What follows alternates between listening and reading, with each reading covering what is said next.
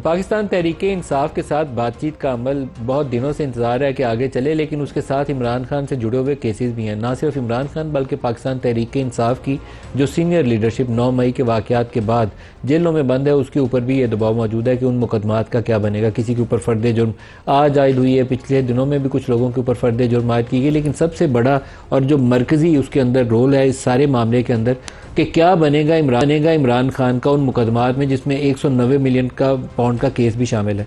190 million pound के मामले के अंदर बैकग्राउंड कुछ ऐसी है कि मैं उन लोगों में शामिल हूँ। पहले दिन से ये ख्याल था कि ये बहुत सीरियस कॉन्फ्लिक्ट ऑफ इंटरेस्ट का केस है और इमरान खान को एज प्राइम मिनिस्टर इसको करते हुए गुरेज करना चाहिए था।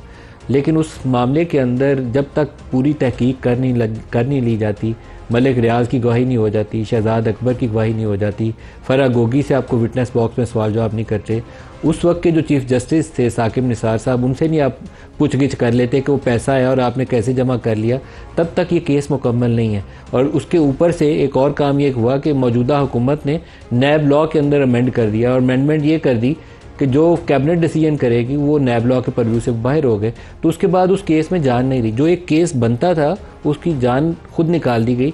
तो अब उसके अंदर सज़ा कैसे होगी ये मुझे मालूम नहीं, जज साहब फैसला सुनाएंगे तो पता चलेगा, लेकिन ये उसका ओवरऑल बैकग्राउंड है। 2 दफ़ा पहले मुलतवी हो चुका है, आज भी सज़ा का अमल मुलतवी हो गया और साथ ही तहरीक इंसाफ की टॉक्स जुड़ी हुई हैं। तो क्या इनमें आपस में कोई गहरा ताल्लुक है कि कभी अमल करीब आने की तारीख आती है, फिर साथ बातचीत के अमल की भी उम्मीद आती है, तो वो मुलतवी हो जाता है। इस आज के प्रोग्राम में इस सवाल का जवाब ढूंढने की कोशिश करेंगे।